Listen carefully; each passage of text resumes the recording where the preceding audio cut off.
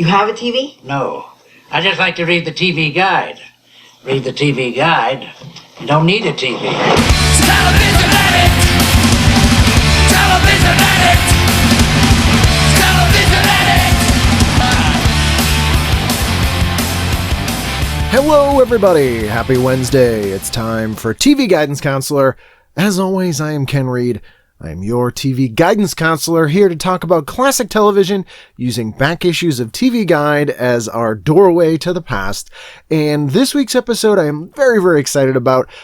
We break the format a little bit here. She flipped through some TV guides. We get a 1982 fall preview here, but she has done such amazing work in television that we barely got even the surface stuff in a fairly long episode here. My guest today is Ann Beats, and Ann was one of the original writers of Saturday Night Live. She was an original National Lampoon writer. She also wrote and produced A Different World and Square Pegs and all these amazing shows over the years, and we talk about them here. She also wrote maybe my favorite first 5 years SNL sketch ever, some of the Mainway stuff with Dan Aykroyd, which is an absolute favorite. I have admired her work for years. It was a great honor to get to talk to her. There's stories here I have certainly never heard before, and I have read or listened to almost everything related to Saturday Night Live, so if you are a fan of that, you will no doubt love this episode. So please sit back, relax, and enjoy today's episode of TV Guidance Counselor with my guest, Ann Beats. TV is my friend, and it has been always there for me in time of need. Ann Beats, how are you? Good, I'm good. Good. Just toweling off. We've had the most rain that that California's had maybe in the last 40 years, it seems, today. Yes, I know. Well, it's kind of a sad day today. It truly is, but it's appropriately biblical weather that we have outside. Well, I was irritated because I was listening to the inauguration on the phone. I couldn't bring myself to watch it. Yeah. But I was listening to it on the radio, actually. One of the pastors said that rain was a sign of blessing or something. And I was like, yeah, well, remember how blessed Mr. Noah? Trump, I guess you're used to showers. Yeah. I'm just waiting for it to turn into frogs. Or turn gold. Yeah, golden rain.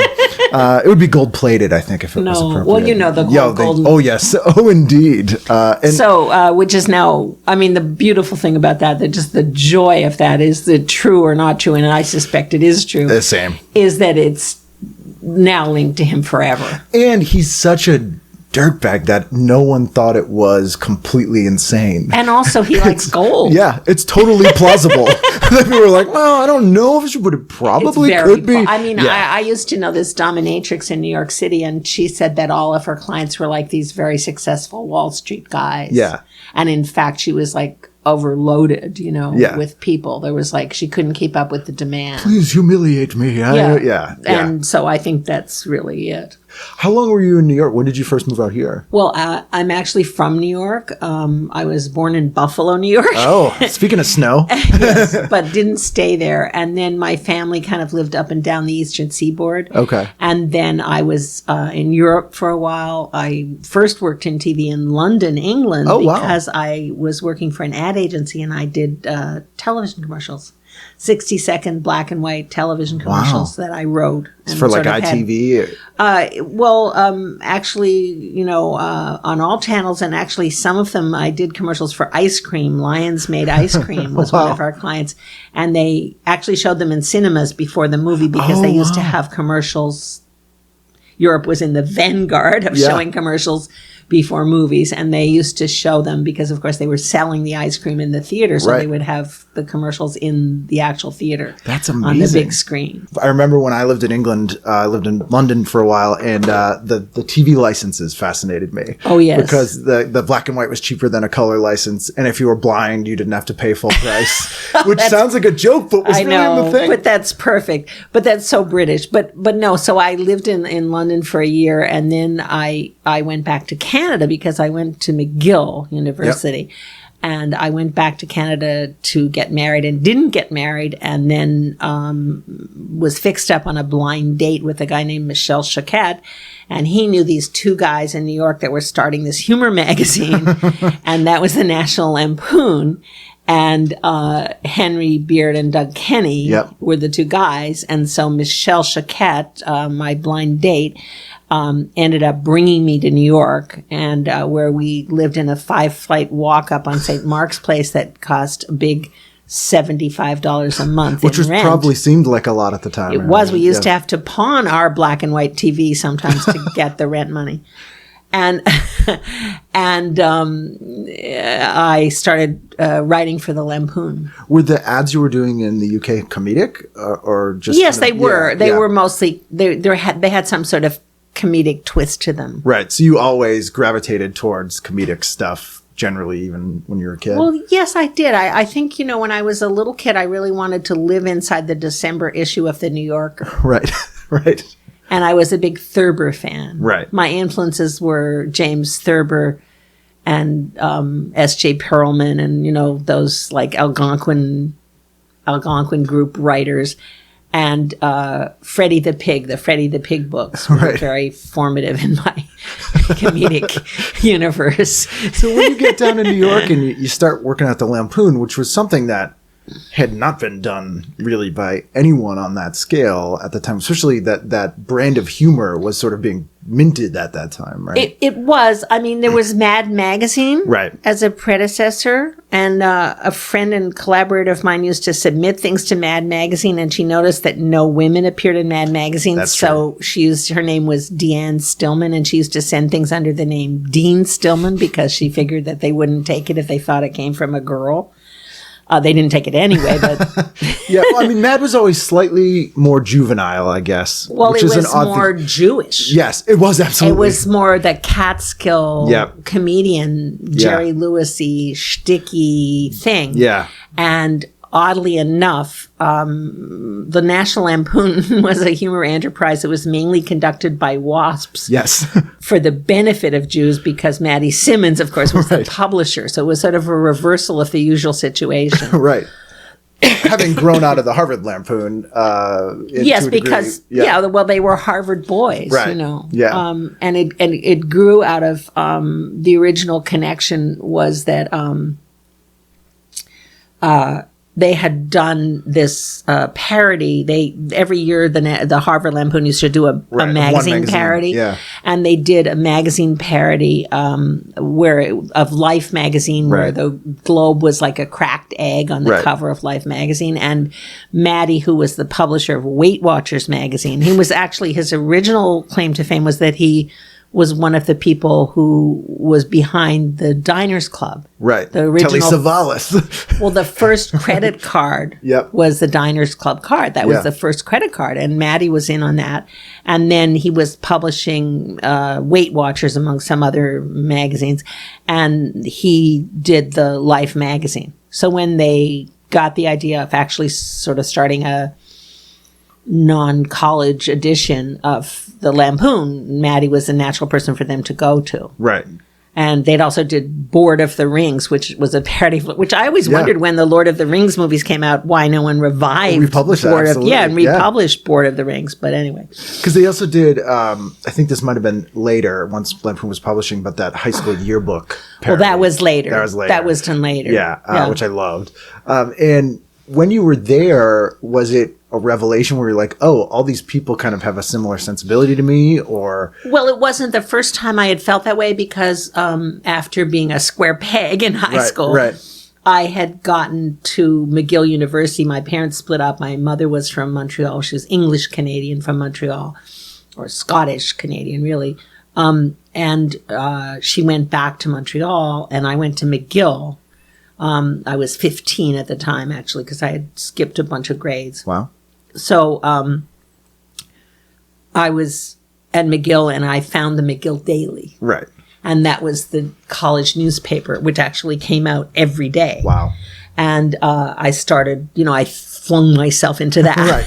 I could publish things here. Yeah, well, I mean, I actually started writing reviews, and then I later became the editor of the entertainment section, which was called Panorama, which people said it was called that because Everything got panned. we didn't like anything. Was it mostly movie reviews? Movie reviews and theater and music and so on, and interviews with the odd celeb that came to town and whatnot. And I was a big fan of Paul Krasner and The Realist, and I got Paul Krasner to come and speak at McGill, and we did an interview with him, and then I was suspended from the McGill Daily for a while because we ran this interview. We ran this interview with Paul Krasner, where he said his usual kind of outrageous things. Right. And some trustee and major donor to McGill University, whose daughter was going there, happened to be visiting the dean's office the next day and read this and was like, "What kind of filth are you publishing here?" Blah, and I got in trouble for it. Yeah, they had to make an example out of you. They did. They made an example out of me. Were you like a huge movie consumer? Or, we were talking earlier, you said you didn't have a TV really at all growing up. When I was a kid growing up, my parents were sort of, I mean, they weren't really beatniks exactly, but they were definitely not mainstream. Free spirits? Well, my father was British, born in India under the Raj in 1912, and he had gone to a British public school. And my mother was Canadian, so they were already a little bit fish out of water. Right. And they were pretty free-thinking. And we didn't have we celebrated holidays like crazy. I mean, Christmas was a huge deal in our house, but we didn't go to church or have any sort of religious. My sister and I used to put on nativity plays. Same with I am a devout atheist, but I love Christmas. Christmas. I celebrate every holiday. Yeah. I celebrate, Christmas. I converted to Judaism to get married and then didn't get married. And I celebrate Christmas, Hanukkah, Kwanzaa, Passover, everything. If it's a party, I'm there. Right. But so we didn't have a TV. And then when I was in what is now known as middle school, we did get a TV, but black and white, of course. Right. And it kind of got sort of really bad reception on like 2 channels. Right. So I can remember watching the quiz show here, the quiz shows with my dad. And I can remember watching Queen for a Day and some few other programs. But really, it wasn't a big part of my growing up. I was more of a reader. And so then I was in college, and we didn't, we were college students. We weren't watching TV. Reading, and no one has a TV. We weren't watching TV. Nobody had a TV. Yeah. And when I first got my first sort of real job, my first job was when I was at McGill, and I got a job writing brochures about aluminum extrusions. Oh, fascinating and funny. Yeah, as a summer job. But it was actually good training because it taught me to interview people about stuff that I knew absolutely nothing about and then write it down. Because basically my job was to go to these engineers who spoke engineer and translate from engineer to English so that the salesmen who didn't speak engineer but were just good at taking people out and getting them drunk at lunch and getting them to buy. It's all good salesmen are. Especially in those days. Yeah. Those Mad Men days, to buy the extrusions. So it was a kind of an interesting training. And then I had for a brief point in time, I had a summer job working for a department store where I had to write newspaper ads about fashion. Oh.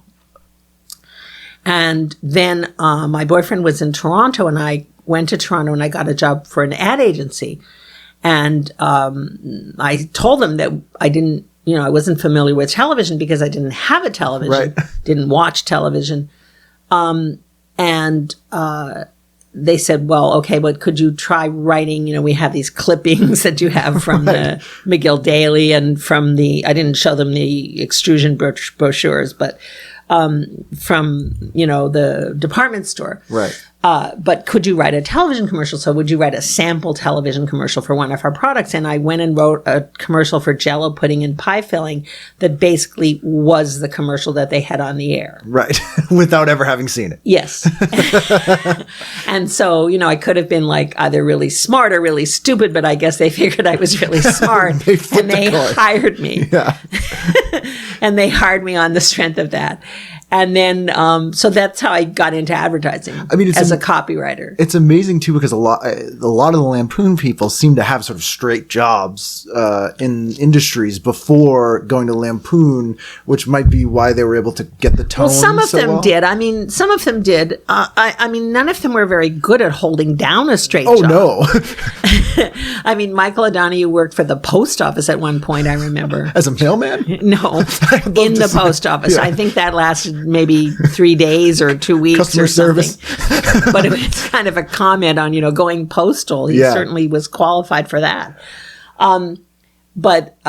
So anyway, I had worked in advertising in Canada, then I worked in advertising in London, and then I ended up at the Lampoon. But when I was at the Lampoon, it was sort of a familiar brand of crazy because it was like the McGill Daily. Right. It's like a college newspaper, but a national magazine. But in a national magazine. Because they were, because Doug and Henry were just right out of college. Yeah. I mean, Michael O'Donoghue was the elder statesman. Right. And Bruce McCall, of course, worked in advertising. Right. And, George Troe was sort of a legit writer who wrote for the New Yorker. Right. And Chris Cerf was in publishing, but it was a very small group of people. It was a small kind of tight-knit group of men. And it was kind of like the island of misfit toys from other industries. Yes, exactly. Yeah. And I was the girl. I was the girl on the magazine. And it sort of. They only ever had one at a time. Right, you can only have one at a time, for the tax that break. was it. But there was a little bit of a bumpy start, and then got the new, what's it called, the creative director that sort of changed Michael direction Gross, yeah. And that was right? one of the things I actually was circling back to, because that was one of the things that really differentiated it from Mad, because Mad, I mean, we always had that, in the National Lampoon, people did not have flies buzzing around their heads. Right. So initially when they had Bramley and whatever his name was, when they had the underground comics kind of. Yes. And that was much more like, various underground publications that were being put out at the time, and zines and things like that. Yeah. And, the East Village Other, things like that. And then when Michael Gross came and started actually duplicating the actual illustrations that would have been in the Saturday Evening Post, but the article was like first blowjob, you know? Yeah. So that was the change. And to me, it was interesting. And I've been wanting for years to do a TV show about this, because to me, it was like, we were basically down the street from Mad Men. We were on Madison Avenue also. Right. In the Vision Building, the aptly named Vision Building. But it was called the Vision Building because we were actually in the eyeglass district, not because of any sort of vision. Right. Not metaphorical vision. No, it was not metaphorical, but it was called the Vision Building.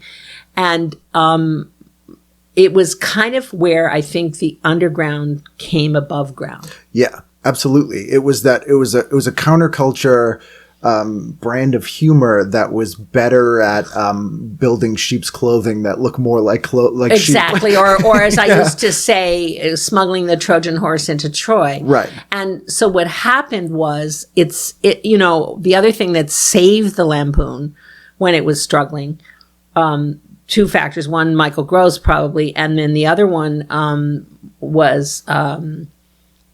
And David Kessel should also be mentioned, who was his assistant, art director, was that cigarettes were banned from television advertising. Right.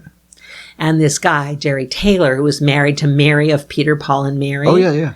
Yeah. Anyway, he became the managing editor. And he got cigarette advertising for the National Lampoon. Right. So there was always a cigarette ad on the back of the National Lampoon. Yep. And that's what kept the Lampoon afloat. Right. So it was funny to me when people would sometimes say, when I got a job on Saturday Night Live, they would say like, you know, well, have you, now you're on TV? Did you sell out? And I would be like, you know, I got my start giving cancer to college students. Yeah.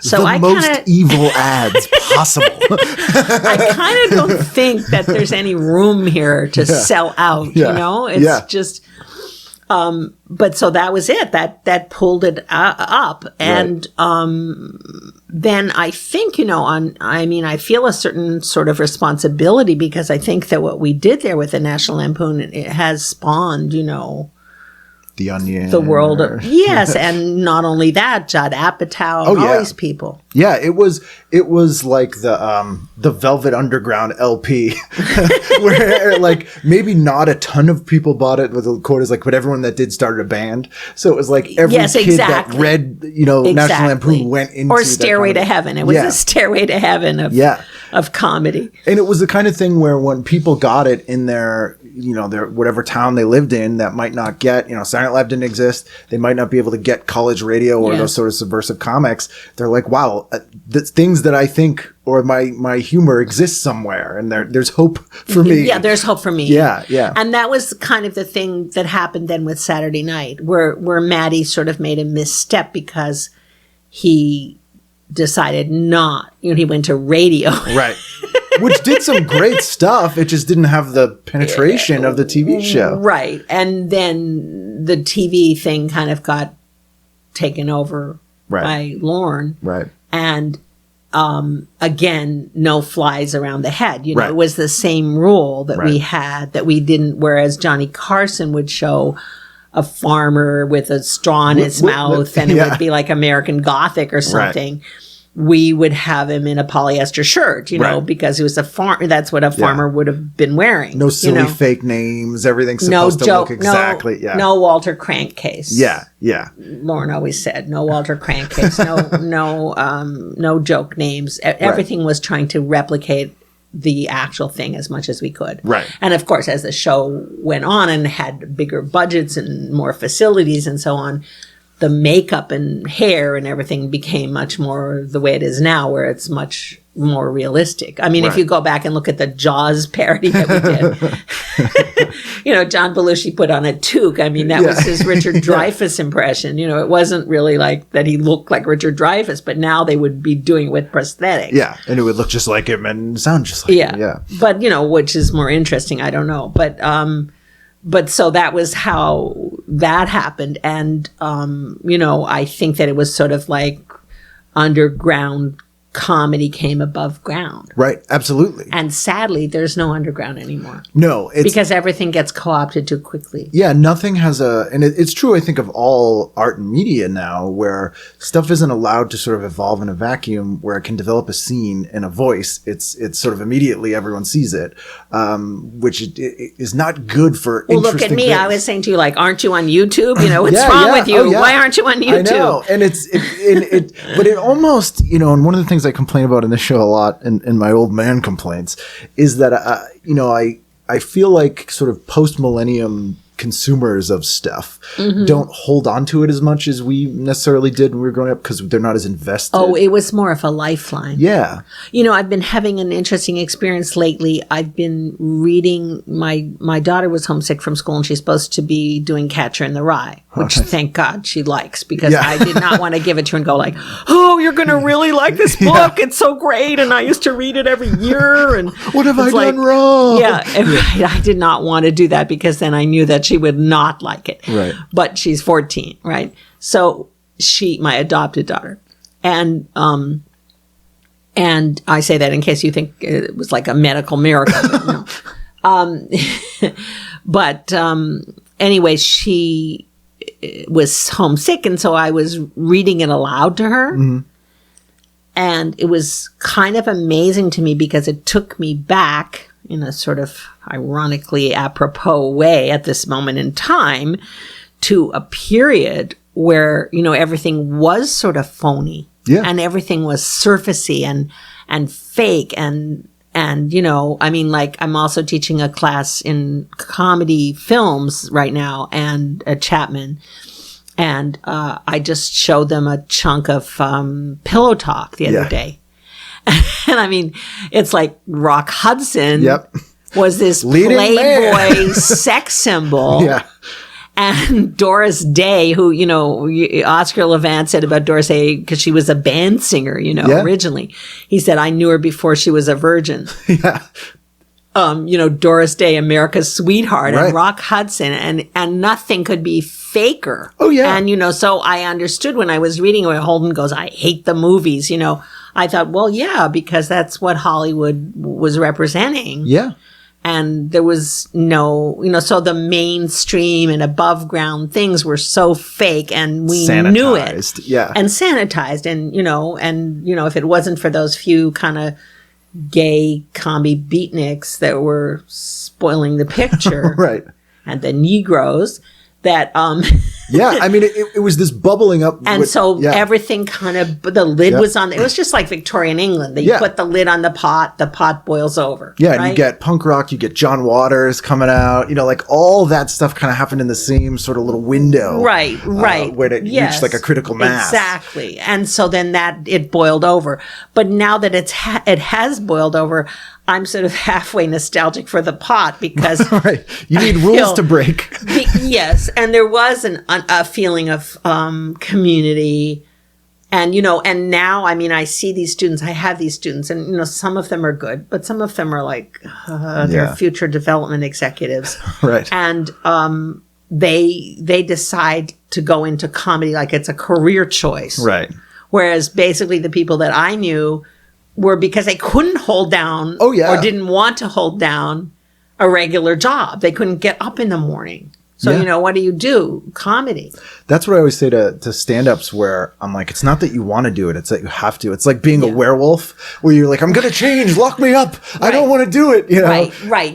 I mean, that's the thing. And if people ask me about it, I always say, don't do it unless you have to do it. Yeah. Unless you have to do it because it's too hard. Yeah, you have to enjoy, and most comics are miserable a lot of the time, but you have to enjoy it to the point where it's worth the hard work that goes into it. Right. Well, I've always hated the expression "have fun with it" because I just feel like that's what people say when they're going home to their wife and children, and I'm staying at the office until 2:00 in the morning, right, working. Yeah. But on the other hand, you do have to have fun with it. You have to enjoy it. Yeah, it has to be stuff that you think that makes you laugh, or else if you try to second guess what you think people like. And that was the big thing about SNL. Yeah. Which was it was like the old Pogo saying, you know, we have met the enemy and he is us. Right. Well, that we didn't distinguish, that we didn't say us and them. Right. We said, is it funny? Do we think it's funny? Right.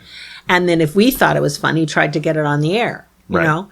And you know, I once heard someone say in a meeting, it doesn't touch the people we fly over. That's why we fly over them. Yes. And there was Saturday night did not have that. Yeah. There was none of that. You are the audience. Yeah. We have met the audience and they are us. I mean, that was the attitude. And that was a really novel attitude. Yeah, because I think before that, whenever you got, not that SNL, I guess, was... Well, there was the Pythons. Pythons, yes. But in England, that's a different story. The lid was even more tightly on the pot there. Yes, so there was a lot of boiling over. Yes.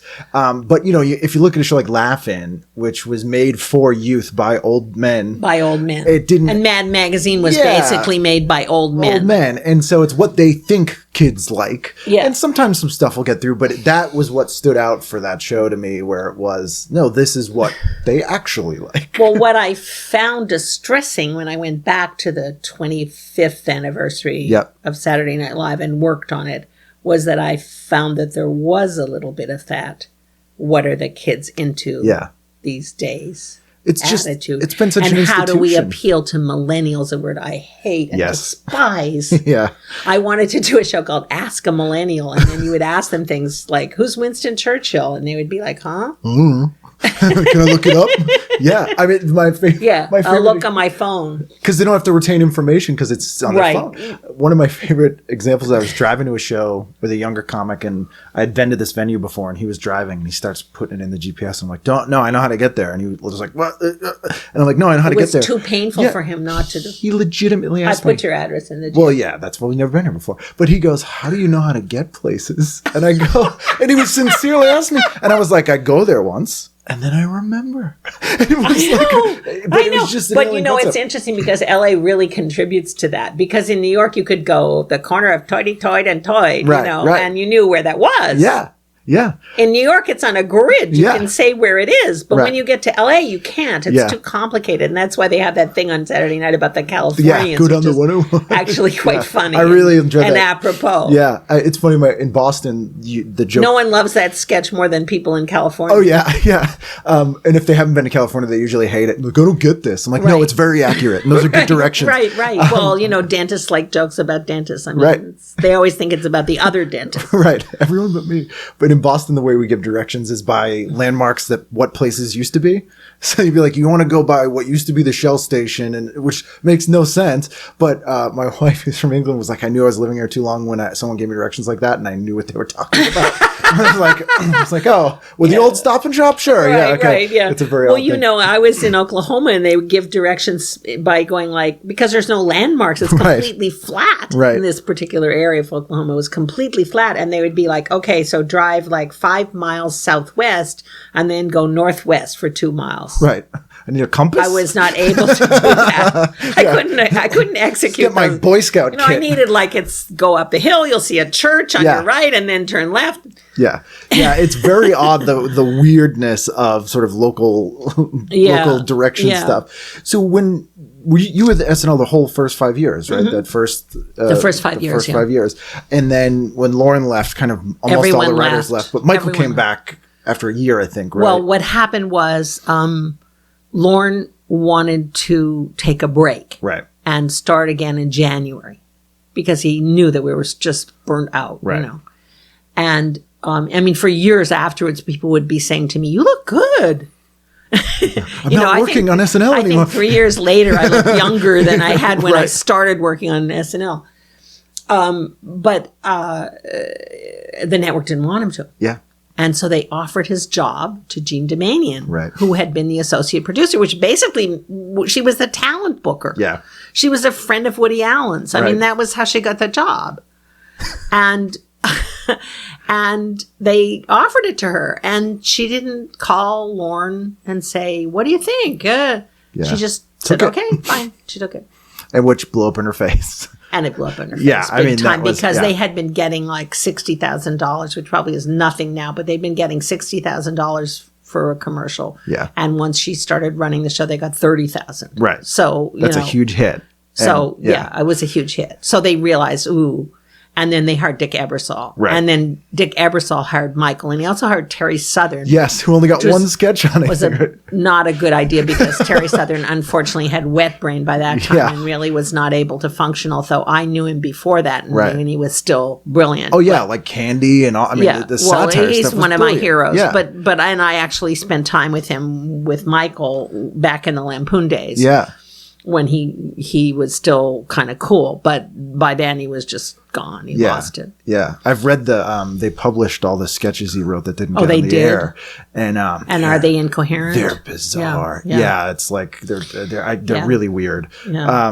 But And there's- I went back to that show. Michael had, I think, blown up at Dick or something by that time, wasn't there Right. anymore. And I went back and I wrote on one of the shows. I wrote on the Chris Reeve show Oh yeah, okay. as a guest writer. Yeah. When Jim Belushi was on the show. Yep, yeah, And I realized, it was just strange because instead of cocaine, they had candy. yeah.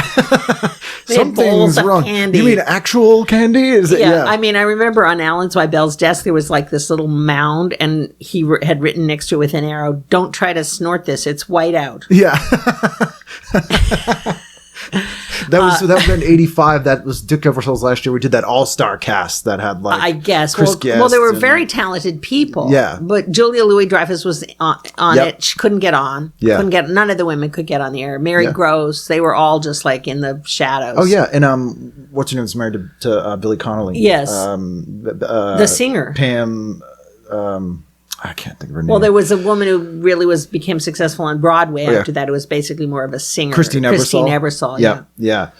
No relation to Dick. Yeah. And Rich Hall, who had been yes, not necessarily the yes. news, and Anyway, I was on it during the Chris Guest, Marty Yep. Short thing. yeah, which I love. But all those people were established. I mean, I was a huge SCTV guy. Yes. That show blew my mind how bizarre it was, and so seeing him on SNL doing SCTV characters. Yes, well, I was in an Ed Grimley sketch actually as an extra.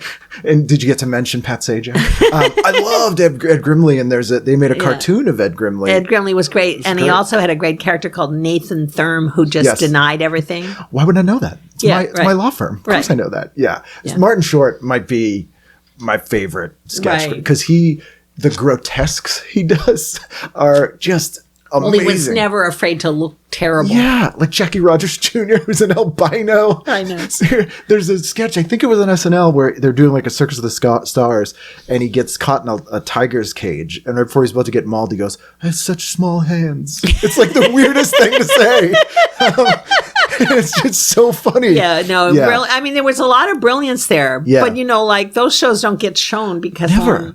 Yeah, Lorne was involved, right? So Lorne closed the iron door on yeah, them. but I mean, some of the most memorable stuff people talk about, like the synchronized swimming thing, Yes. and that stuff was in that season. Yes, there was good stuff there. And, Yeah. of course, Gene also had hired Eddie Murphy. Yeah, and made his career. He was 19 or something when he got hired. I remember he was excited to meet me the first time I met him because I was this veteran person. Yeah, And absolutely. he was just this young kid who Kid was from like Brooklyn. a featured player on set. Yeah. Right. So you in '82 started Square Pegs, which was that the first Well, show what you happened was that, so when Jean took the job, then, basically she offered me a job on the show. Right. But everyone just went, no, thanks, we're not. And at that point, I was looking forward to my sitcom career. Right. And I had gotten, because of Saturday Night, obviously, I had pitched this idea about my time in high school, which was Right. suggested to me by my agent. He said, well, I suppose you were very successful in high school. I said, oh, God, no, I was a total nerd in high school. He said, Right. well, why don't you write about that? Right. Because he knew that CBS was trying to skew younger and was looking for a young show. Right, because they were the old people's network at that time. Yes, they were the Tiffany network Yeah. also. They were the #1 network, but they were older because they had Archie Bunker Right. and all that. 60 Minutes. Yeah. Yeah. And so I put it together like pretty quickly, went in, did a pitch. And I said that it was going to sort of be like the old Dobie Gillis show. And what Right. was weird was Dobie Gillis himself was in the room. Because he was Because directing he was an him? executive, Was an at executive. CBS. Right. Dwayne Hickman. Right. That's very weird. Did Yeah. you recognize him when Oh, you yeah, pitched it yeah, that way? yeah. Okay. Oh, well, he was introduced, Yeah. Dwayne Hickman. I was like, oh, my God. Right. I didn't know whether I should say, it would be good to say it was like the Dobie Gillis show, but I swear I planned to say this before I knew you were there. right. Yeah. And so then I was supposed to pitch it the next day at NBC, and I had to get up for like a 9:30 meeting or something, which seemed outrageously early to me. And I was at the chateau, and I was getting dressed for the meeting, and I got this call from my agent, and he had the CBS people, including Dwayne, on the phone, and they wanted to talk to me, and they wanted to ask me about sex and drugs and rock and roll. Right. And I said, no, it does not have to Yeah. be that way, because these girls are, they haven't had sex. Yeah. They're aspirational. Yeah. They and I compared it to a movie that I loved with Oscar Levant in it, actually. It was, he wasn't in it, Peter Sellers was in it, but the character that Peter Sellers plays was based on Oscar Levant. Where these two girls running around New York, right? And one of them says to the other one, I want a mouth like a scarlet gash. Yeah. I said, that's just like totally fantasy. Yeah. Right? Yeah. So they said, okay, and they bought it. Yeah. So they canceled the NBC meeting, and I went back to bed. Yeah. And then Kim LeMasters, who was the executive that I pitched it to, there was the main person, Yep. got promoted. And so I sort of went up the chain of command with him, and it went, I wrote the script, then it went to pilot, and then it went to series. Yeah, and it was that And show he deliberately suppressed the market research, because the market research after we had shot the pilot. would have killed it. Yeah. Yeah. Would have killed it, because they said these children should be in an insane asylum, not a high school, and it's disgusting that they're disrespectful to the principal and But it all was kind of. so ahead of its time. I mean, it was how was. kids talked, and when I look at that show, it's like a proto Freaks and Geeks, or shows like that, and it was Well, head of the class, the people who did head of the class actually called me and, basically asked me, like, who was your costume designer? Right. I mean, it was like, right. But they even wanted that, I think they would have been happy if I would have sent them some unused scripts, yeah. Just change the names. It's Right, fine. yeah. But I mean, even Head of the Class was still a traditional 3-camera sitcom, Yes. and Square Pigs looked like a movie. Well, yeah, that I had to fight for you had that, to that I fight. wanted to be single camera. I imagine you had to fight for no laugh track. But Because that was Yeah. a big thing. I mean, they didn't really have a lot of single camera comedies. right. On TV. MASH was one of the last single camera comedies that was still on the air. Right. And they so they wanted to do it multi-camera, and I just didn't want to. I wanted to shoot it so it would be more real. Again, Yeah. the realism thing. And that adds so And- much to it. Yes, and I had weirdly, I ended up with Norman Lear's production company, Right. which was recommended to me. I remember I didn't know what to do. I mean, I didn't know what the hell I was doing. Right. From a sketch show that was writing the rules to a network. Well, to a sitcom. network sitcom, and Lorne, was the protector of, Right. of all of our little egos, and we were playing in the sandbox, Right. and then suddenly this was real, right? And they didn't think that I wanted to actually be the producer. I mean, they just thought, We'll sure. tell her that. Yeah. She could do it. Yeah. But that I wanted to. I mean, I remember that, the ink was barely dry on my license because I had never learned to drive, so I could barely drive. So I was driving in LA, and I used to have to pull over to the side of the road and cry. I couldn't take the freeway. I had to take surface streets everywhere because I was afraid to be on the freeway. So that was hard, and so I remember I got to a meeting with a costume designer, and I was late to the meeting, and they said, "Oh, well, we hired him." And I was like, "Well, what do you mean? I didn't meet him." Producer. Yeah. And they were like, "Oh, he's great, blah, blah, blah." And, basically his credit was he had done the Bad News Bears Go to Japan. And I was like, "Well, you have to unhire him." Yeah. And they were like, "What?" And I was like, "Well, no, That's the wrong look. I don't want him." Yeah. And they hated that. I bet. I mean, so I just had because unfortunately Norman Lear was off doing Up with People. Right. And this guy, Michael Grade, who was British and knew nothing about American high schools Yeah. or anything like that, was running the company because Norman was in love with this, the old expression, which I said to my agent, the agent Frank Cooper, who had been Frank Sinatra's first agent. So he was like an older gentleman. And I said to him that the slogan, think Yiddish, dress British. Right. So Norman Lear was kind of infected with that, love affair of all Right. things. People British. said about Lorne that he got more British. The more successful he got, the more British he got. I could buy that. I could see that. Well, he is Canadian, Yeah. that's the thing. Which half do you go towards? Yeah, exactly.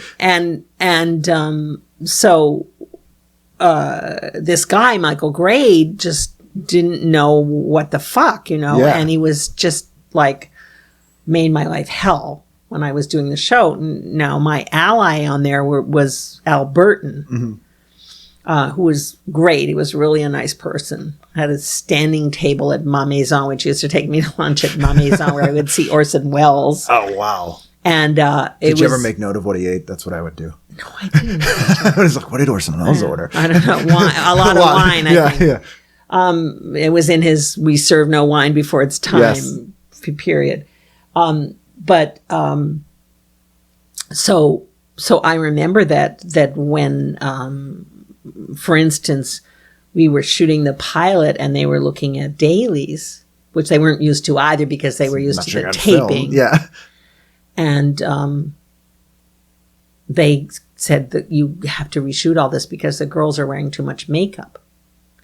And I was like, have you looked at any high school girls? Let's take a drive. Lately? Yeah. Because high school girls actually wear way more makeup. I mean... Yeah. They haven't figured out how to tone it down yet. Right. So they're like overcompensating. Yeah. And so they said, oh, they look like hookers. I was like, well, maybe you've been spending more time with hookers than I have, but I think your hookers look more like high school girls. Well, it was true because there was a vote for looking like a high school girl. Yeah. Like I remember a hooker tried to get into my car at one point on Sunset and dressed in like a high school uniform. So it really was like that movie more, Angel. Yes, it really was more that they looked like. But so stuff like that just would be like all the time. And the laugh track thing was a big battle. Yeah. Because initially we tried to make the same rule as MASH because MASH didn't have laughs in the operating room. Right. So we tried to make it that if they were outside, there was no laughs. But then at a certain point, I just had to give in and put laughs because, as Kim LeMaster said, it's like being a little bit pregnant. You can't have you have to either have laughs or don't have laughs. Right. And so I ended up having to put laughs. But I always tried to put them with a light hand. Right. It which does almost make it weirder because you realize there's not an audience there. Well, right, because they're outside where is and this it's on coming film. from? Who are these dead people that are laughing? Is this in one of their heads or Because they literally were dead people because they were recordings of people who were laughing in the 40s. Yes. Yeah. But when you were writing on SNL, if you wrote a sketch, you essentially kind of produced that sketch in a lot of ways, right? So you're probably used to being able to be like, if I wrote it, this is what my world now. And it's not I was like in that. charge. Yeah. And also I even had a job where I was like script coordinator. So I was in charge of getting other people's shit together. Right. And like I would be the one that would write a note that said, "Dear Leo, we need one frozen dead cat for tomorrow. Thanks, love, Anne." Color not an option. 2 a.m. Yeah. Thursday. So I had actually produced stuff, right? But they didn't really think that I was going to. You know what I mean? Yeah, you just wanted the credit and not the They actual thought I would work. just be like off somewhere writing or whatever, and that I wouldn't. And also, they made me hire Andy Borowitz because I hired women, right? And they were like, "Well, you need to hire." So he was like the token guy. Yeah, and he had written on Facts of Life. Yes, and he wanted out. Yeah. He was writing on Archie Bunker's Place, I think, at that time, and he did not want to stay there. And so we hired him. We called him Tootsie Borowitz. But because like the show is about girls in high school. Yeah. Why wouldn't you hire women writers? Yeah, write what you know. But that seemed shocking to them also. Yeah. Yeah, I imagine they were like, but who's going to be in charge? Yeah, right. No, I mean, it was really scary to them. And so like that was a big battle. And the laugh track thing was a battle, which I lost. But I mean, I realized that I had to lose it. And just stuff, like I wanted the girls I didn't want them to have a new outfit every day. I wanted them to repeat clothing. Like you would. I wanted them to have messy hair. Yeah. I wanted there to be litter in the high school hallways because if you go to a high school, there's a lot of litter usually in a public high school anyway. Yeah. And it got through though. Like it sounds like it was a sort of compromised this is what I mean vision. about getting the Trojan horse into Troy. Yeah. Yeah. Because that's what I was trying to do. And it was not, it was just trying to get my vision on the air. Right. Which I always say to people, if something good is on TV, it's despite everything, not because of it. Yes, exactly. That's what I say. So impressed. Like, well, you actually got this through. How did you do this? You get it through. You got it through. Yeah. And that show, I mean, it stood out so much from everything else that was on at the time. And it was the same year as, but pre-Fast Times, which was a movie, and sort of touched upon a lot of the same stuff and kind of had the same vibe and also to the characters. John Hughes, I think. Yeah, 83 was 16 Kilos, but another Lampoon person. Right, exactly. And it it was odd because it didn't really re-air because it wasn't enough episodes to go into syndication, and it wasn't until I think the late 90s or early 2000s, Nick at Night or someone picked it up, Yes. and people could see it again, which was a good time for it because people were Right, ready it was for back on, and it's been on Nick at Night, and it's like, and it's out on DVD, Yeah. but it wasn't a huge success. But Right. when they were doing the movie of Sex in the City, they suddenly decided that they should bring it out Yeah. on DVD, Sandra and they Stone Parker's rushed in it what? out on DVD. Yeah, but the audience that embraced Freaks and Geeks would love Square Pegs, Yeah. and I always recommend it. Well, the other thing is that I had a fight with him about the music too. Right. Because there was no rock and roll on television. I mean, Ricky Yeah. Nelson had been the last, Right. Tracy's father Yeah. had been the last person to have rock and roll on TV. It was before Miami Vice. And you have the Waitresses as the theme song, Yeah. which is amazing. Yeah, well, that was fun. I know, sadly, Patty Right. is no longer with us, but yeah, that was a big fight too. Oh, that was a hilarious fight because I was trying to find a group to do the theme song, right? And I didn't know who they were. And my friend Lynn Goldsmith, who's a rock and roll photographer at the time, now she's gone more into fine art, but she was taking a lot of, anyone you name in the music world, she was shooting them. And she said, you've got this group, the Waitresses. And I was like, okay, the Waitresses. And then I was listening to the radio, listening to K-Rock on the radio. Rodney and on I the was Rock. like, yes. And I was like, wait, this song is great. This is the group I should get. And then it turned out to be the Waitresses. Yeah, because I know what boys like or something. Yeah. Yeah. And so I got the Waitresses, and then I persuaded them to come out, and they were very suspicious of television and all this kind of thing. And the studio wouldn't pay for their instruments. What a weird thing. Like they brought them physically, but not their instruments, so they had to rent instruments. Oh my God. That is Isn't that bizarre. crazy? Because it was, although MTV had been on for a year, it wasn't in all markets. Well, and they it were didn't- just so didn't- foreign yeah. to these people who were doing facts of life, as we used to Right. call it. Right. I mean, they just didn't. Yeah, they were like, hire Alan Thicke, he'll write your theme Right, song, exactly. and we can get BJ Thomas to sing it. Of course, exactly. That's what Yeah. they wanted. Yeah. And yeah, or even somebody who I later came into contact with, which was from Leader of the Pack, Jeff Barry. Yeah. Jeff Barry. Yeah. But the thing is that so I remember. Oh, and then when they got to the motel, they were like at, where were they? I forget, but they were staying at like some rock and roll hotel Yeah. in LA. And because the hotel found out they were a rock band, it wasn't the Marmot.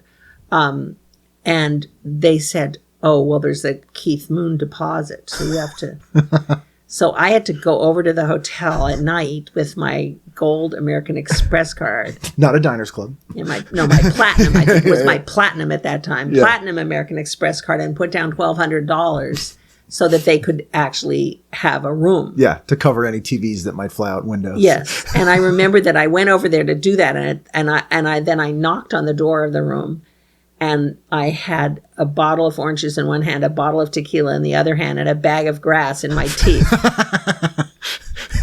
Let's spend that $1,200, everybody. And I was like, okay, let's write a song. Yeah. And it's such a memorable theme song because it sounds like one of their songs. It doesn't sound like them well, it doing doesn't a sound theme like song. a TV theme song. Yeah. And then, you have Devo on, and you have all these sort of referencing contemporary bands, and it's amazing.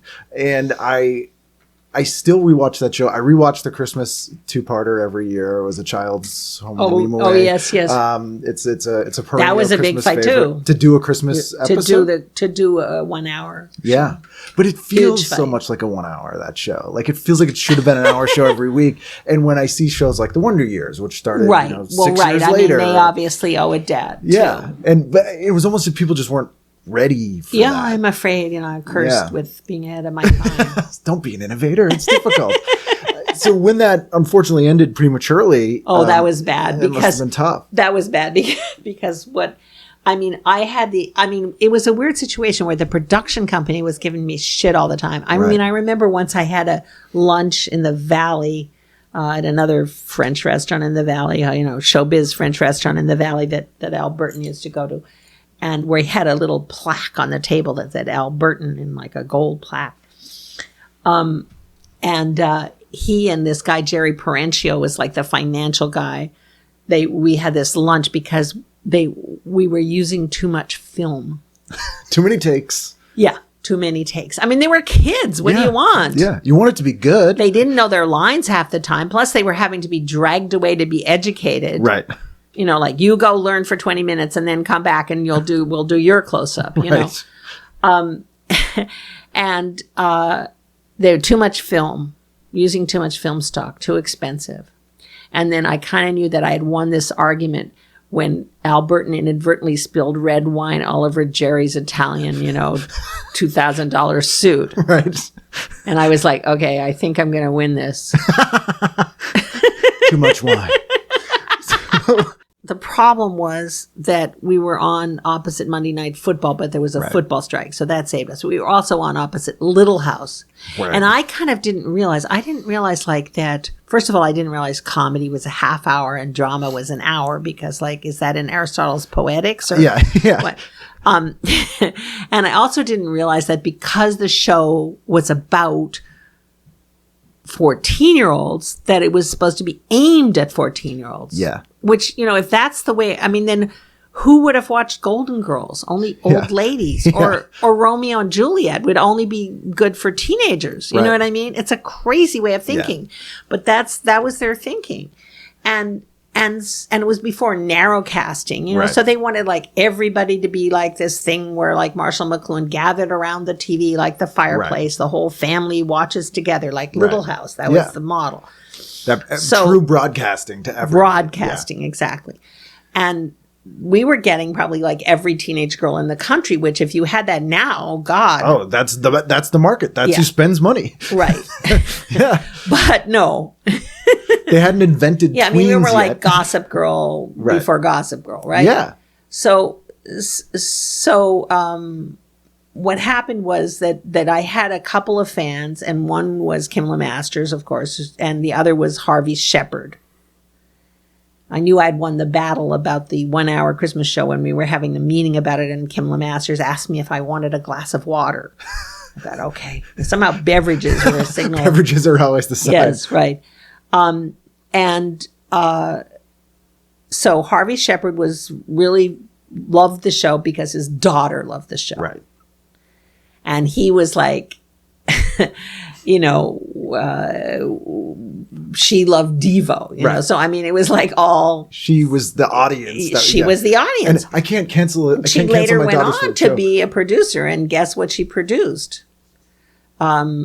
One of those shows that we were just mentioning, like Freaks and Geeks, or Freaks and Geeks, but the Gossip other one, Girl, or no, another Wonder one, Years, something like Misfits or something. Oh, okay, yeah. Anyway, So she gets to make the kind of shows that she wants. Ended up making a Square Pegs ripoff, but at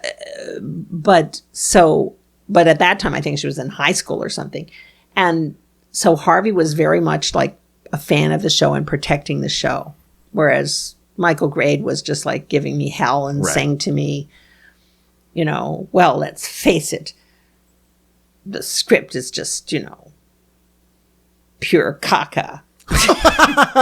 Official industry terminology from the guy in charge. Well, I don't know, more like caca that's been stepped on a few times. Yeah. But you know, it's like, what do you do with that kind of a note? Yeah. You know? How do I change How do I respond to that? that? Can I cut the caca with something? Right. And Kim Lemasters, bless his heart, was like sexually harassing me. Perfect, like Hollywood. Like, you know what I picture? You and I on a beach in Hawaii, and I'd be like, yeah, that's great, Kim, Perfect. you know, but I have a show to get out. I gotta write this thing. Yeah. Yeah. But then, like, one of the other episodes, too, that is when Bill Murray guest stars. Oh, the Bill Murray one. Yeah. Well, that was supposed to bring in the guys, you know, bring in the people that were, which I don't think it did, but they didn't publicize it. You know, they publicized it at like 10 o'clock in the morning with the cartoons. Right. Which it was like, but this is, I mean, he's in movies now. Yeah, like, this is a guy on there. Well, he was the biggest male box office star in the country at the time. That should have been a huge, they just didn't. But it didn't. I mean, I don't think people knew that he was on it. Yeah. other than people who watch the cartoons at 10 a.m. on or Saturdays. that were already watching the show. Or that were already watching it. So So Harvey said, I know what I'm going to do. I'm going to save Square Pegs. I'm going to put it on at 8:30 on Wednesdays. And I've got this great new show for a lead in, Zorro and Son. okay, same audience, obviously. Yeah. So, okay. So then NBC counter-moved the A-Team to 8 p.m. Wednesdays. And Square Pegs died. You're done. Yeah. Yeah. I mean, that show was... Because we'd been getting a 24 share, which once again, if you had a 24 share, now you'd be number the one show. queen of Hollywood. Yeah. 24% of all the people watching TV were watching it. Yeah. Yeah. According to the ratings, which are fake anyway, but still. So I used to call to find out what the overnights were. Right. And so I called up and they were like, well, the girl said in March, this was in March, well, you got a 12 share. And I was like, okay. And I thought, yeah. Yeah, you knew. And then she asked me for a job. You hire me? And I wanted to go like, well, with timing like that, Yeah. maybe you should stay out of comedy. I'll hire you to clean my office because it's going to be gone soon. Right, exactly. You can come help me pack. Yeah. But then no one ever called me and said, oh, the show's been canceled. You just No, don't I get a saw call it in to the come newspaper. in. Oh, ugh.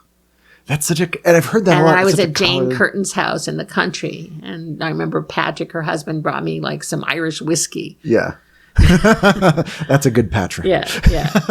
And that was it. It was gone. Yeah, I can't imagine. But I mean, you should take solace in the fact that you got through Well, I did that get the really- Trojan Horse in Detroit. Yeah. I mean, because I always felt, Woody Allen has this great thing where he talks about how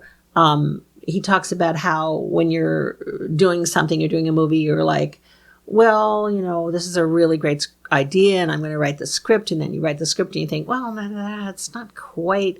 And then, you do casting and you think, yes, but not exactly. And then you shoot it and it's not just totally and then in the editing room, it's like, no, well. Yeah.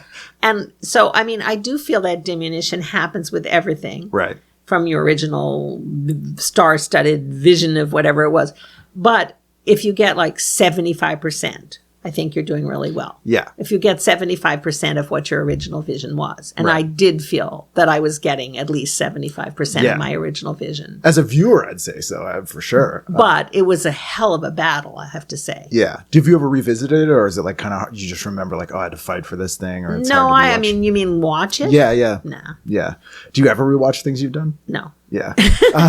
Well, no, that's not strictly true because, like, sometimes they had the Saturday Night Christmas special, and I watched it intently to see whether I had anything on that could possibly bring me money.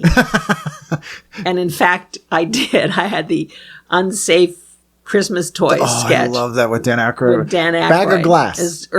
Bag of glass. Yeah. It's just a big bag of shards of glass. Johnny Switchblade. Children love it. Yeah. The kids there is great. Right, I and love Teddy those guys. Chainsaw Bear. Yes, yeah. Which I didn't know how big a chainsaw was, so I didn't realize that this bear was going to be so big. It was way too big. That sketch is one of my favorites. I Yeah. love that. So I did watch that, but no, I don't watch my past stuff. I think that would be just sad. Yeah. A couple of the other shows that in the interest of time, I don't want to have you here all afternoon, and thank you for doing this, that you worked on that are kind of fascinating. It was a huge fairy tale theater fan. Oh, and yes. I think you wrote The Little Mermaid. I did. I wrote The Little Mermaid. And Lorraine's for in that. And, yeah. Yes. Oh, Lorraine is in it. That's right. Yeah. Is she one of the sisters or I something? believe so, yeah. Yeah, and Karen Black, it was a nightmare. Yeah, was I've in heard it. she's and, difficult. Yes, Buck Henry had a great line on her when I said, well, I heard she breastfeeds her baby in public. He said, only in public. That makes sense. Trilogy of Terror is aptly named. Yes. Yeah. No, she was scary. But yes, and Treat Williams. Yep. And had you known Shelley Duvall before that? Or- yeah, well, I knew Shelley because Shelley I think she hosted. Oh, yeah, she would have hosted. I think she hosted, 78. and she was, on the scene. And Yeah. actually, later, I stayed at her house in England. Wow. with my friend Barbara Burns. She and I were in London, and we were staying in a hotel, and Shelley was there doing The Shining. And she said, "Oh, why don't you have this big house? Come stay with me." So we did. That was a tough time for her. Oh, it was a very tough time. Yeah. It was, because, Kubrick was treating her really badly. Yeah. There's footage of that. That's brutal. He takes her out, and he used to make her do like 97 takes as a rehearsal. I visited the set, though. It's pretty cool. Really? Yeah. Wow. Yeah. As a Stephen King fan, have you seen that documentary on The Shining? No, I'd like to see that, actually. It's kind of infuriating because it's just crazy people reading too much talking into it. about it. Yeah. It represents this, and like, it's just a movie. Yeah. And then you worked on a TV movie that I loved called Nightlife, I think. Or oh, no, not that. I love that that's with so Marion horrible. Dabo. That's horrible. Oh, I haven't seen it since it aired, but I remember loving it because I'm a huge horror fan. So I was like, well, that was supposed to be that was like 35% of my vision, because it was, for number one, it was supposed to be set in New Orleans. Right. Well, so originally Anne it was set in, kind of. Well, it was originally set in Manhattan, and it was like Manhattan in the 80s. Right. And I wrote it for NBC as a TV movie. And then while I was being paid to write it, I heard Brandon Tartikoff, or read something that Brandon Tartikoff said, where he said, "For instance, we will never do a female vampire movie." I was like, whoops, you just paid me a bunch of money to write one. Specifically, yes, to write exactly that you just said we will never do. So, but then it ended up on cable. Yeah, it was on USA, I think. Yeah, and they said, "Oh, we can't shoot in New York City. It's too expensive. We can't. So move it to New Orleans." Right. So I wrote a whole version of it set in New Orleans. And then they realized that when they were planning to shoot it, a little thing like Mardi Gras was going on. Which you have done an SNL episode from. Yeah. So they couldn't do it. So they ended up putting it in Mexico City. It's a little different. And it was just so different from what I had imagined, which was the sophisticated, witty kind of Manhattan in the 80s, nightlife, art scene but world. Some stuff gets through. I mean, it's well, and then they said in Variety, they said the dialogue is pure Ann Beats. And once again, it wasn't exactly pure. Right. But no, that project broke my heart. Oh, I'm sorry to bring it up. But I'm glad you enjoyed it. I enjoyed it. And then you, the last thing I wanted to bug you with was Different World, which you produced for another heartbreaker. Maybe? Oh, sorry. Yeah, well, that's what happens. No, I mean, I did A Different World because basically I'd been in development and I was doing pilots that weren't getting made. Because you did the Elvira pilot before that? No, after that. That was after that. But so I had a deal at Universal, and I was doing a bunch of pilots, and so I was like, okay, this is a real job, right. and they were paying me a bunch of money, and I went to do it, and I. I always say that they asked me to be Jesus, and I forgot how the story ended. because I ended up getting fired. Right. Because it was just like I had to kind of destroy the village in order to save it. Right. And it was not a happy set. Right. Because Lisa Bonet had discovered Lenny Kravitz and giant spliffs of Jamaican weed and was staying up all night smoking them, rolled in newspaper. And just an angel heart, I think, too. Yes, and was not her happy Cosby self. Right. And Bill had like 3 or 4 credits on the show, I think, which was one more than the number of times I ever spoke to him. Right. And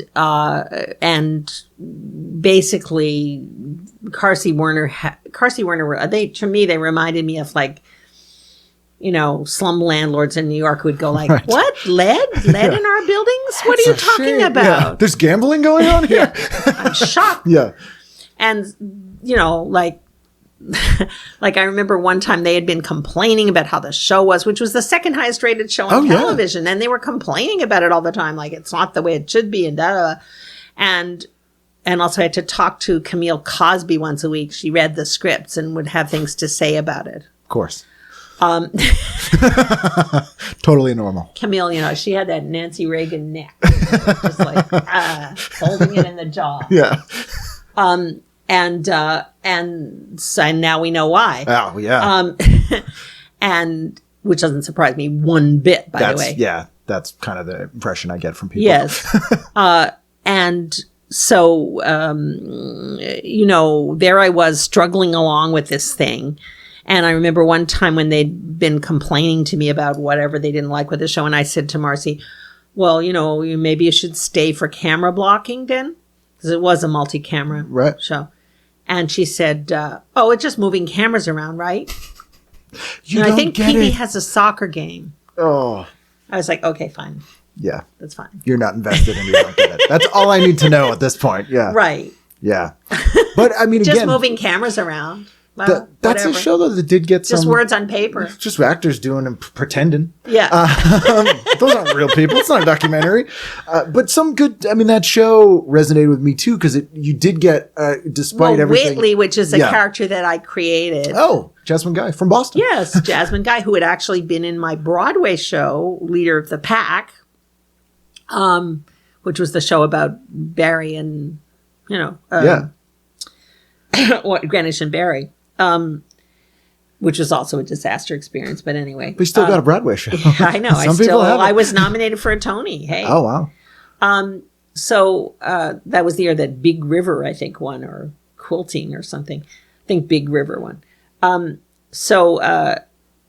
Anyway, I got there and I realized that, it was 6 weeks to air. And the previous producers had beat a retreat, which was a smart retreat, actually, as it turned out.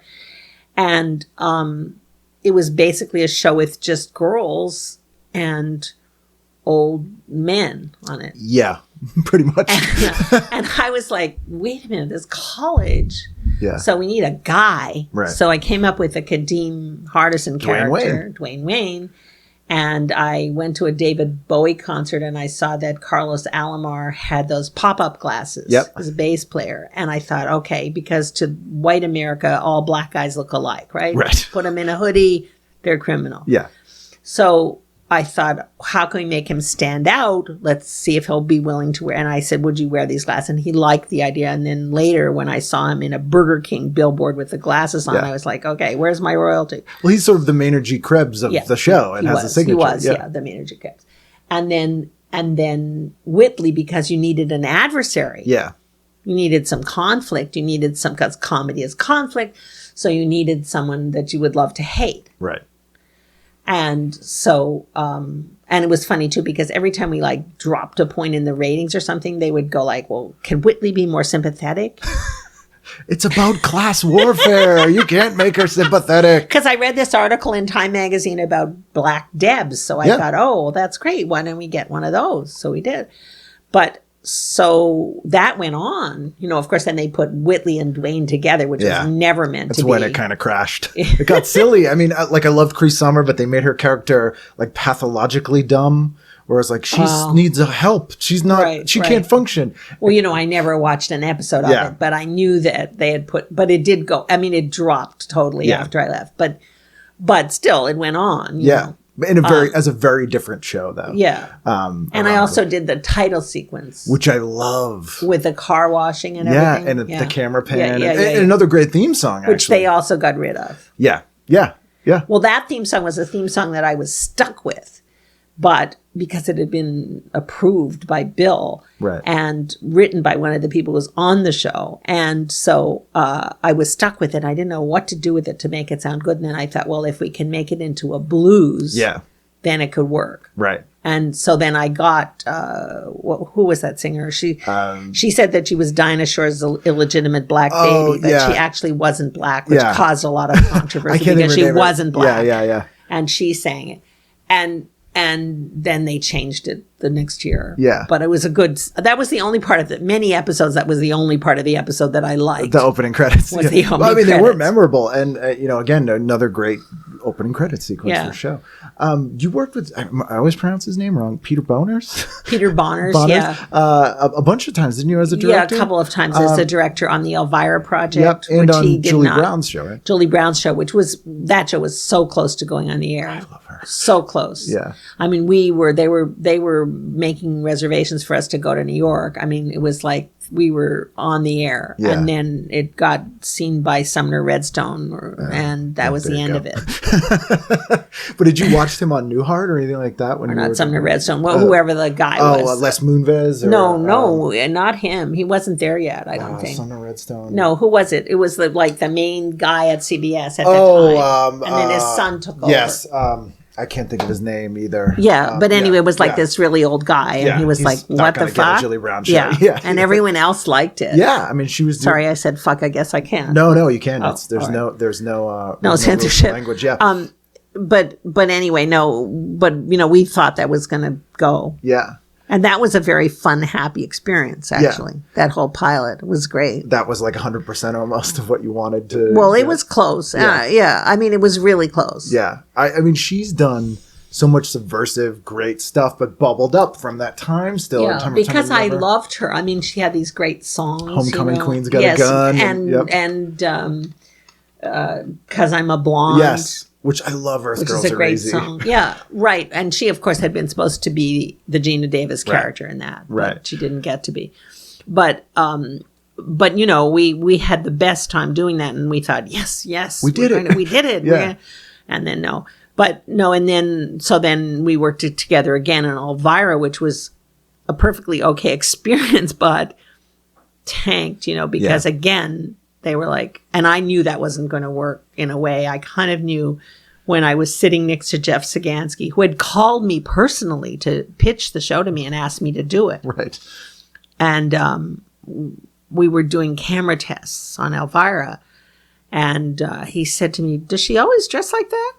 It's Elvira. And I was like, pretty much, yeah. And he goes, I said, well, Jeff, I just was wondering, where do you see this in the schedule? Yeah. And he goes, oh, it could air at 8:00. It could air. And I was like, No. Did you think you were making a Statler Brothers sitcom? yeah, no, it couldn't air at 8:00. Yeah. And I thought, uh-oh. Yeah. We have a disconnect here. Uh-oh, Yeah. there's a serious disconnect. Yeah.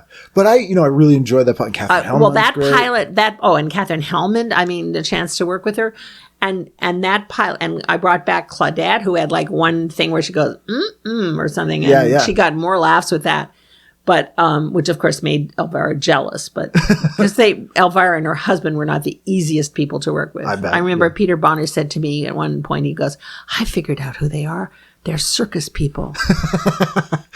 Circus people do well in Hollywood or in politics. But yes, in politics. Yeah. But so anyway, that pilot was like one of the most bootleg pilots that was passed around all over Hollywood that people wanted to see that pilot. But that is on YouTube.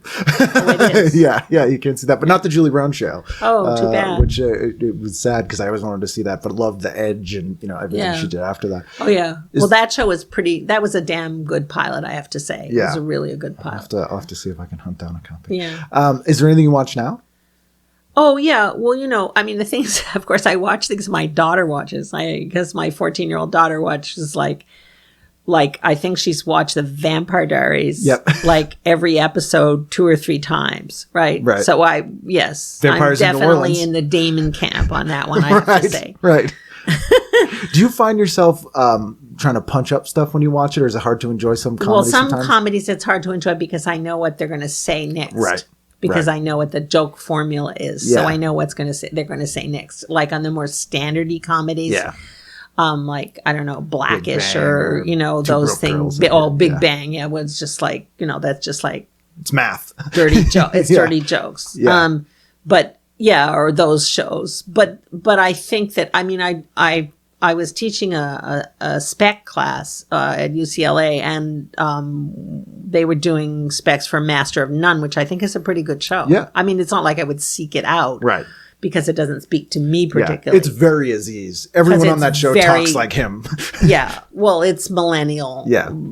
To the max. Yeah. But I thought it was interesting and well constructed show. And then they also did Broad City, which I don't care for because I Right. just feel like it's stoned humor and it's sloppy. It goes for the shock sometimes when it doesn't And it's have kind to. of sloppy. Yeah. But I guess what I've really been enjoying on television more lately and what I actually save in my thing, is what I would call reality comedy or reporting comedy, which would be like John Oliver. Right, Samantha Bee. Where has he been? Yeah. Why isn't he here? He's taking his break. Yeah, my friend know. Josh writes for that show. I opened for John once. It was Really? great. Really nice John guy. Oliver and Samantha Bee Yeah. are like my two big faves right now. And Amy Schumer. Yeah. But Oliver and Samantha Bee and John Oliver are kind of taking that Weekend Update. Oh, yeah. Format. And, Seth Meyers has been doing some really great stuff. His Right. A Closer Look stuff has been really great. Right. So he's been doing some great stuff, although I'm not a regular Seth Meyers watcher, but I've liked his stuff. Right. And I am pretty religious about watching Samantha Bee and John Oliver. Yeah. It's It's easier not too. such a big commitment because you They're can once just a watch week. them once a week. Yeah, absolutely. And I watch Saturday Night Live now and then, but I usually don't watch it live. Right. Because I fall asleep. Yeah, it is like, is that odd to watch? Because I have that to now? get up at 5:30, every morning in Yeah. school week. Oh, So- yeah. Yeah, I can't keep weekend and weekday hours anymore. It's just you wake up at that time every day now. Yeah, because you wake up. But Yeah. I mean, so I haven't been watching it like as it happens so much. But I think, of course they've been doing some great, I think, who does Kellyanne Conway. She's Yeah. great. Yep.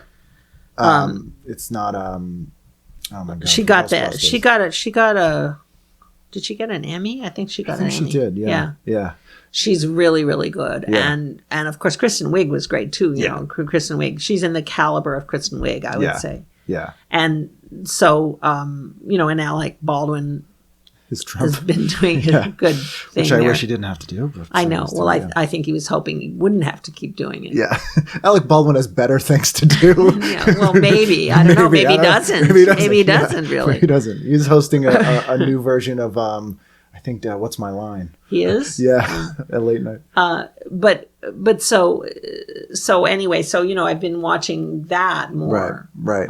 And then, I get these flashes of things because my daughter's watching them, like, stuff on, what is it called now? CW. No, well, there's what used to be the ABC Family and is now called something else. Yeah. There's a lot of the sort of 3-camera sitcoms have moved to stations like that and Disney. Right. Well, no, but I mean, there's actually a lot of fairly sophisticated stuff that they're doing for tweens now. It's not. It's not as It's not silly. Hannah Montana, Right. really. It's more like Degrassi or something. Well, yeah, it is much more. And there are all these shows where there are like people that are, transsexual and, Right. all kinds of stuff for Right. high school kids now. A long way from too much makeup. Well, yes, it's a long way from when Kimmel Masters, I said, can they, because Franken and Davis were writing this script for me, Right. which Al Franken was supposed to be in. Right. He was supposed to be the teacher, the sympathetic teacher. Yep. And they were writing a script for me. And I said, well, can they smoke marijuana? Can they, like, on the show? And he goes, no, if they can, but then they would have to be taken out and shot. Yeah. Yeah. They have to die. They have to suffer. Because we were They getting would have those to after die. school specials. And that's basically what the atmosphere was. Yeah. They couldn't have sex. They couldn't, forget, what was that Dawson's Creek show? Oh, yeah. That was one of the breakthrough shows, Yeah. I think, about teens having sex on Yeah. TV. Unless they get a VD and suffer for it. Right. It has to be They like couldn't- someone I touched. We had a thing once where we were doing this party thing with, and Jennifer had a line where she said, Vinny's getting a keg. Mm-hmm. They bleeped it. They bleeped? They bleeped it. That's Vinny's getting amazing. a keg. That's amazing. Because it was underage drinking. Right. And I said, well, that's much worse because what he could have been saying, Vinny's getting a key or Yeah. Vinny's getting, A dime or a something. hooker. Yeah, yeah. I don't know. They Yeah. bleeped it. Of all the things. Well, I imagine Vinny's getting a keg. It was bleeped. it must have been such a change when you were writing on SNL and you could kind of get away with anything you wanted. We couldn't. Really? We couldn't. No. Because some of that stuff. I remember there's a No, sketch. we had a censor in the booth. But you still got. It was late night. I'm thinking of a specific sketch when Burt Reynolds hosted, Oh yes. and it's him and God, I just saw him we were looking at Everything You Ever Want to Know About Sex. Oh that yeah. Burt Reynolds is in it. Yeah, I forgot that he's in that He's in movie. like the sperm sequence. Oh, that would make sense. Where it's mission control. Yeah. He's in it. He comes to the house So and it's Tony Randall. Tony Tony Randall is in I it. have to rewatch Tony that. Randall is like the main person in it. I have to rewatch And Burt that. Reynolds. I love Tony Randall. Yeah. Love Sydney. But it's Lorraine and Jane, and Burt Reynolds is playing Burt Reynolds, and they win a contest. And he's like, "Yeah, I'm gonna rail your teenage daughters," and he's like, great." Yeah, they wrote him a letter, and then like Bill Murray's like, "Oh, we'll come by to pick you up in the morning." He goes, "Oh no, they're not gonna spend the night." Like it's this horrible thing, and I can't. I mean, it's really funny because it's so crazy. Yeah, but I'm like, but the thing was, it was partly about the vocabulary. Yeah. Because, like, for instance, we had some sketch where we wanted to say "do it," Right, and they didn't want us to say that. They wanted us to say "have sex." which is worse. I know, but it was like you could say penis, but you Right. couldn't say dick. Right, you can be Because clinical. You could be clinical, like Dr. Ruth. You could say like vagina and things like that, but you couldn't use slang. Oh man, And that was a big deal. And then, we couldn't say tits. And we had this song for Candy Slice because Rosie Schuster and I wrote Candy Slice character, which was Patti Smith basically. And she was singing, "If you look close, you can see my tits." right, But we had to change it to tips.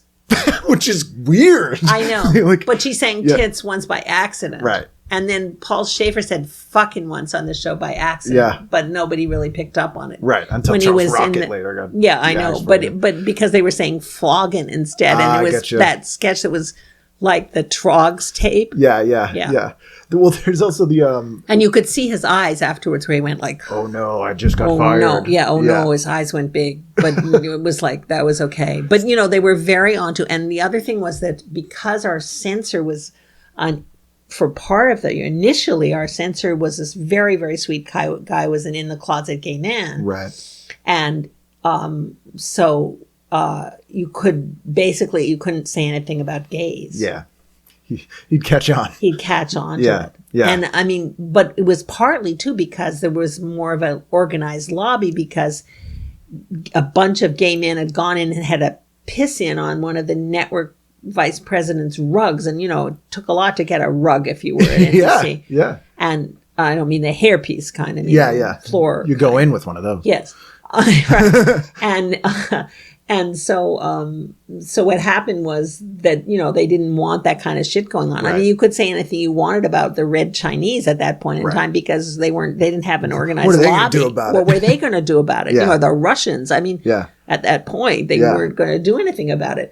But you couldn't say about certain groups. And there was this, it was interesting because there was this phone commercial that I produced, which was, it was Franken and Davis had written. It was like a parody of a particular commercial where the slogan was, "It's the next." It was for AT&T. There was only one phone company at the time, AT&T, and so it was like, "It's the next best thing to being there." Being there, yeah.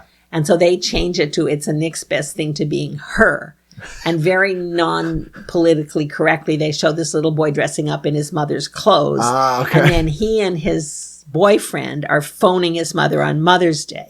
Right? Right. And so it's like AT&T or whatever, or the phone company. It's Right. the next best thing to being her. Right? And of course, this was very non-correct because, the idea that just because he dressed up in his mother's clothes and then Right. whatever, cut a lot of ways. So they said, no, you can't run this commercial.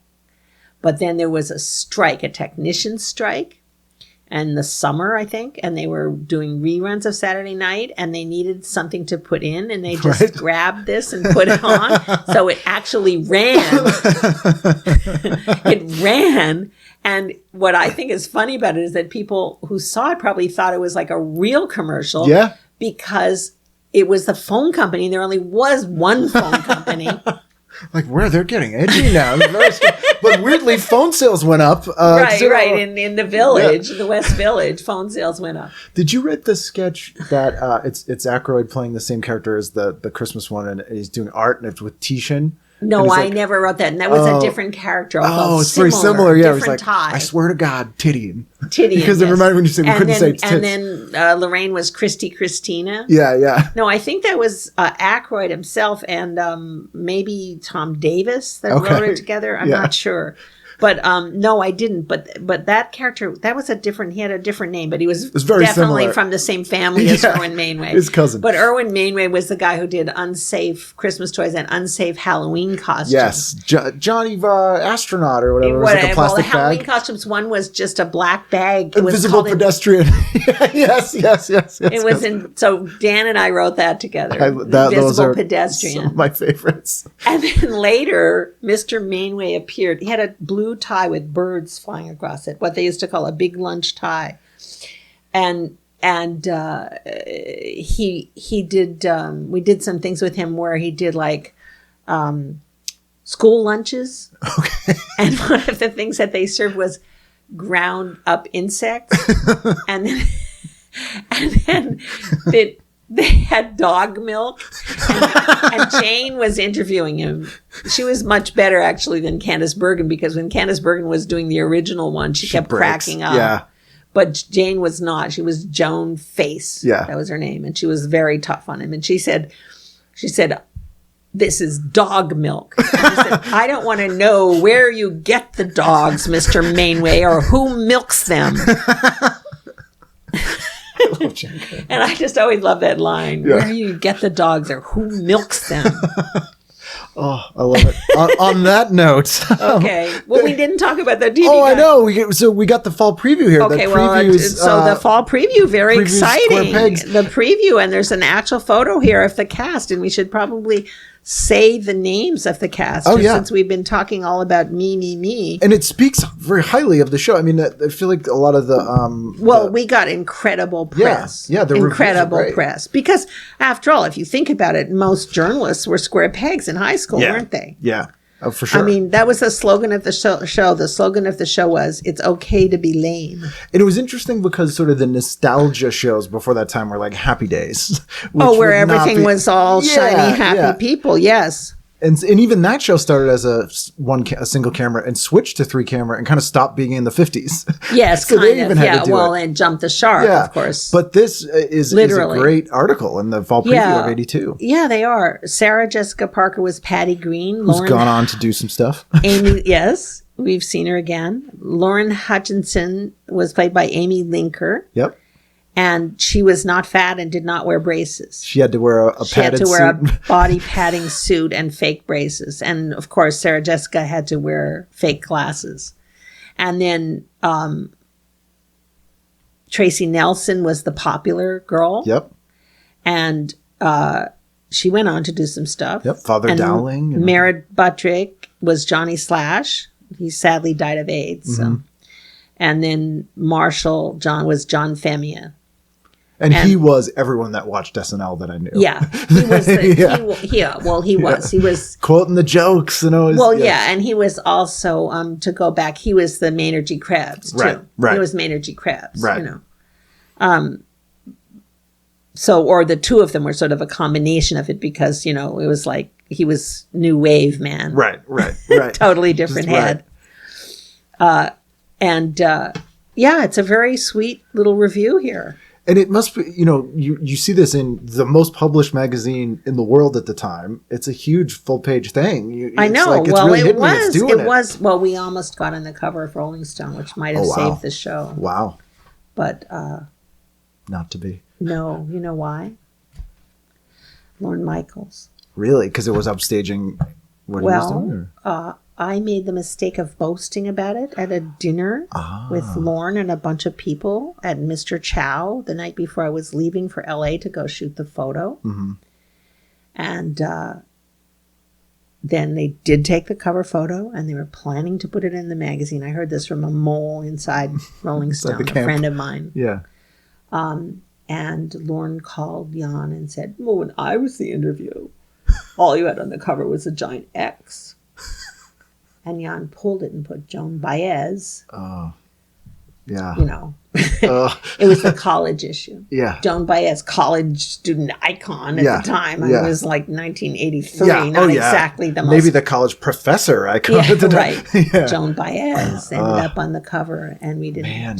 Because was he doing the Not new- because Lorne said Yeah. It was what he didn't say. it was what he didn't say. Yeah. It was implied. It was what he didn't say. And Yeah. Jan was, didn't want to lose his ally. table side seat, as it were. Ringside seat at the table. Because that he would have been, I think the new show had just come out that he did, 82 or 83, around that time. Right? No, it was before the new show. Oh, it was before the new show. It was before the new show. Oh, yeah. Oh, that's too bad. That probably would have made a considerable difference. It might have made a big difference. But, you know, maybe. Who knows? Yeah. We'll never know. But it was pretty heartbreaking. That must be devastating. It was pretty heartbreaking. Because that, I mean, a cover of Rolling Stone is... Not to mention embarrassing. He's probably told everybody. Because I told everybody the cover of Rolling Stone. And He's it a was. liar. It was. Yeah. Until the last minute, it was the cover of Rolling Stone. Now, do you think you're Joan Baez? That's me. Yeah. And, you know, and then the other thing was that the network didn't really care that much about print media. Right. They didn't like think it mattered. now they do. Yeah. Because they need anything. Yeah. Because they need anything. So now they do. And now it has a huge influence. But in those days, they were like, we're the television network. Right. We don't care about these. We'll get another one. It doesn't matter. Yeah, we don't care. Yeah. We don't care about these magazines, you know. They're probably like Rolling Stone, Bop, whatever. Yeah, no, It's the same I mean, thing. they really didn't care. I mean, no, Rolling Stone, I mean, let's talk about a 3-part article on the front page of the Wall Street Journal interviewing me. Right. Right. By Tom Shales. Yeah. I mean, that's a huge deal. Yeah. But no, they didn't care. So weird. I guess they Because they didn't feel it could be measured in viewers somehow. Right. They didn't have to. It wasn't part of their metrics. It wasn't their plan. And now, of course, they would, you know, they'd kill for that. How many Twitter followers do you have? Right. Exactly. Yeah. Exactly. But Yeah. no, not that. That's crazy. That's crazy. Man, that just blew my mind. My tiny mind has been blown. Thank you so much for doing this. It's been great talking to you. Oh, yeah. Well, really fun talking to you, too. I think we think along the same lines. Thank you. That's one of the best compliments I've ever gotten. and you know, enjoy the rest of your time here. We shall. Stop draining. Before we go back to our frozen wasteland. Yeah. Okay. Oh, baby, I see you in my TV set, yeah, baby, I see you in my TV set. I cut your head off and put it in my TV. There you go. How great is Anne? I love talking to her. Absolute honor, as I said. One of my favorite things about this show is really getting to meet and talk to people whose work I've admired for years, and getting to talk to them at length and in depth. And this was a prime example of that. Can't thank Anne enough for taking the time to sit down and chat with me. If you would like to sit down and chat with me, well, you'd have to find me, but you can email me. You can email me at tvguidancecounselor@gmail.com or ken@icanread.com. icanread.com being my stand-up comedy page. You can go to Facebook and search TV Guidance Counselor and like us there and discuss things with us there. I say us, but it's just me. You can tweet to me at TV Guidance, or you can subscribe on iTunes. That's a great thing to do if you don't want to miss an episode. And if you do so, please rate and review the show. It is a huge help. We have brand new episodes each and every Wednesday, and we'll see you again next time on TV Guidance Counselor. And I say that in case you think it was like a medical miracle. But no. And